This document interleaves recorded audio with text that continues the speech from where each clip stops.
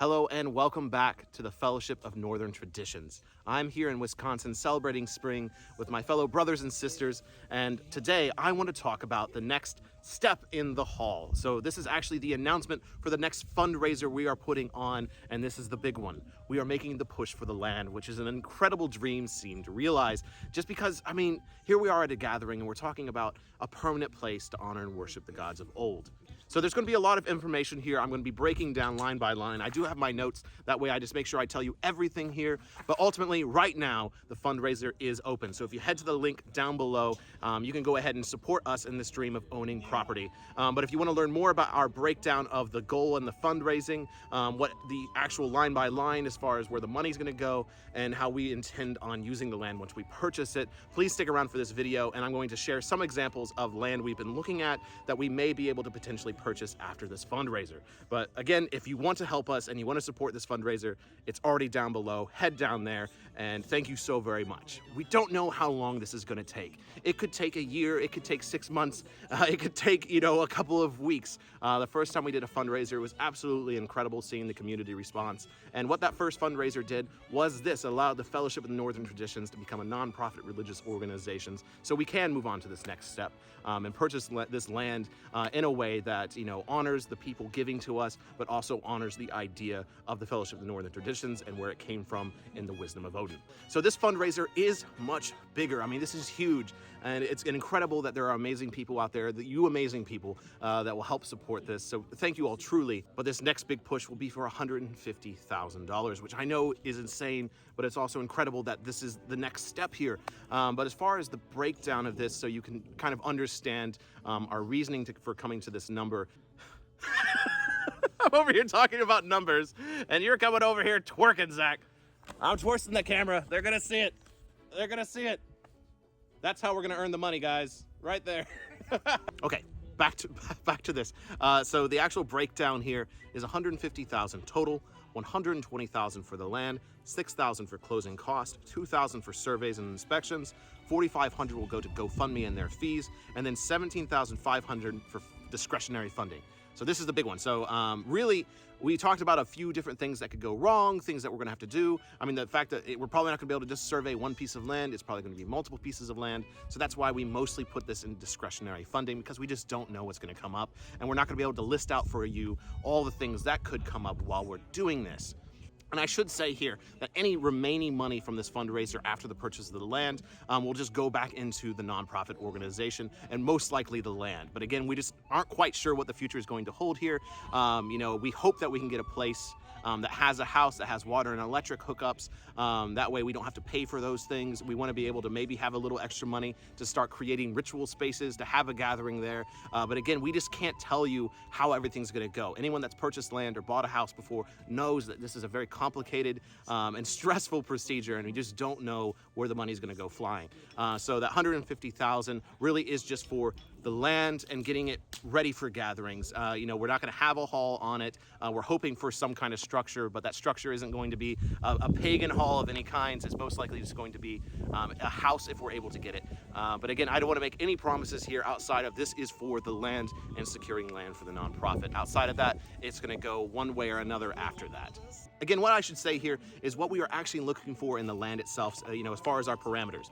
Now, location-wise, which I know is something a lot of people will be asking, I was looking, and the entire fellowship was looking within Kentucky and around it, so all the states around it. So we're looking in Ohio, Indiana, Missouri, Pennsylvania, West Virginia, Tennessee, and quite frankly, Kentucky was truly the best choice for a lot of these options. I wasn't actually able to find any really good options that met our requirements outside of the state of Kentucky. The land is just so affordable there for what you get, and actually getting a house there as well. I mean, I was looking in Ohio, and you would get some absolute dumps for this price with the land as well. So our parameters here is at least 15 acres. We want more than that, but 15 is kind of the minimum. The piece of property we're on right now for this gathering, at least what we've explored, is around 15 acres, and it's a good amount. There's a lake here, there's a few cabins throughout, and enough trails to explore and grow as well. And so I think 15 acres is a good goal to look for, but we would like more than that. Again, we would like power hookups, water hookups, sewage hookups.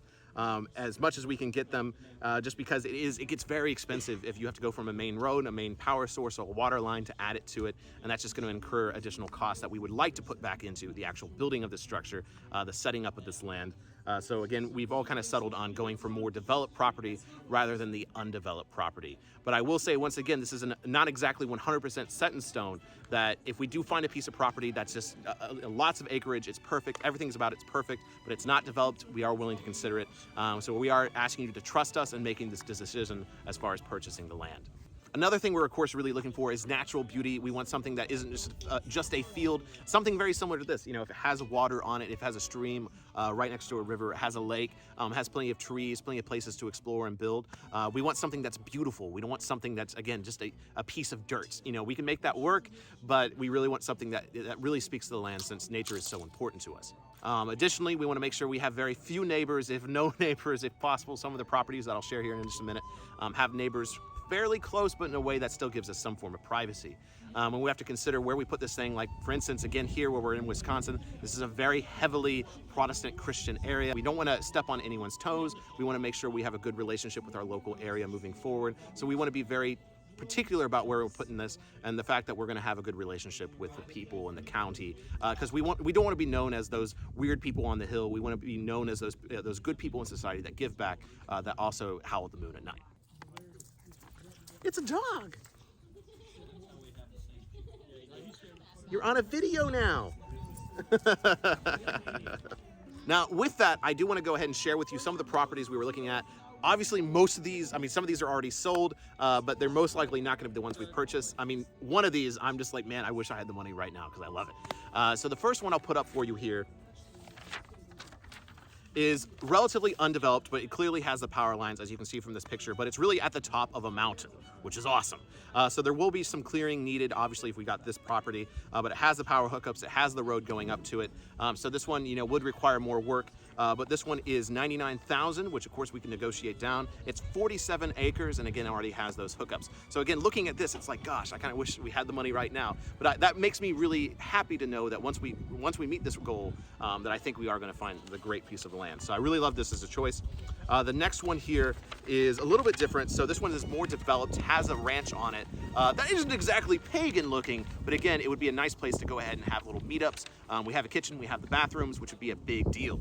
So this one was $125,000. It's only 12 acres, but again, it's developed. And again, looking at this land here as I'm putting up pictures for you, I hope you see why I put this as a choice, just because it is beautiful. It's already well maintained. It has a barn in the background, which is basically a hall. And I think this is something we can very quickly turn into a very amazing space.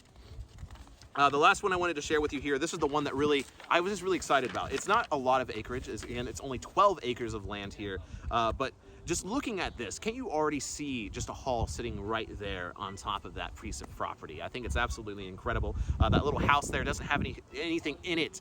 It's really beautiful on the inside, but it has all the water hookups, it has the electric hookups, and this one was $110,000.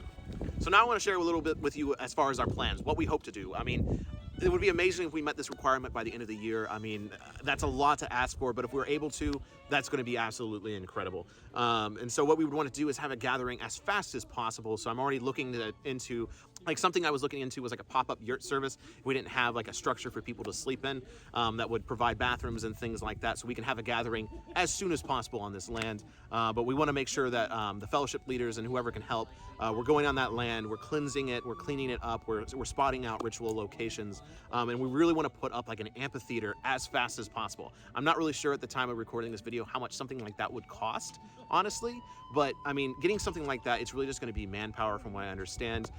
So just actually clearing the land, making it nice, and getting it ready for rituals as fast as possible is so important to us. Now, as far as, again, it depends a lot on what piece of property we're going to get here, but I really hope we have something that has beds, that has a bathroom, that has a cooking space. That way we can go ahead and start gathering. And that's really going to determine what we do after that, as far as building a structure there. Obviously, most likely what structure is there already. If there is one, will probably not be the one that is the hall itself. Once we have this property, however, we can really start talking about taking a loan out for the nonprofit. That way we don't have to do such a big fundraiser push.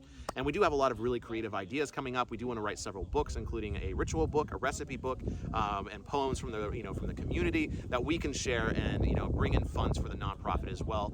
We even have ideas for fairs and community craftsman things that I've already been talking with people in Kentucky in particular. We have ideas for free gatherings and other things like that. In other words, our goal is to not become 100% reliable on GoFundMe and straight community donations. We want to make sure we're giving back and creating things such as books and community fairs and events that can invite other pagans from around the world to come to, as well as the local communities. So this was a lot. This was I was very nervous for this video just because this is such a big dream. I mean, again, here at this gathering, talking about it, it's a really humbling experience to see how far it's come. Because, coming from that first video all the way to the point where we're talking about buying land for real. And again, I don't know how long this is going to take. I'm prepared for the long ride. I'll be putting in money myself as much as I can. It's absolutely incredible how far we've come. And even if it takes a year, even if it takes 2 years to get this, that means in 2 years we have land. That means we start having gatherings in a space that is ours. And that is amazing. So thank you for however you're able to support. Even if you can't support us monetarily now, make sure you share this video, get the word out there, let people know that, hey, we said we're going to build a hall, and look at that. We're moving forward with that idea. And it's not just me, it's amazing people. I think there's amazing people up there. There's Blade, there's Ian. I see those amazing people up there. Hello. Hello. Hi. I was talking about you guys. So this is not a one-man thing. This isn't just me at this point. I mean, there's so many amazing people behind this, and I'm so excited to see where it goes. So thank you all so very much for however you're able to give. And lastly here, I should once again state, just so it is out there, Patreon is just for the Wisdom of Odin at this point. The Fellowship of Northern Traditions and the Wisdom of Odin are split. I'm just the media arm of the Fellowship of Northern Traditions at this point. So if you want to support me as a creator, that's what Patreon's for. And then if you want to support us as a nonprofit, head over to that website. Think about picking up a t-shirt. That helps us out a lot too, or the GoFundMe now. And please pay attention. We will be producing some books here soon. But a lot of amazing things are coming, and it wouldn't be possible without all of you. So thank you all once again so very much. And the biggest and warmest, until the hall.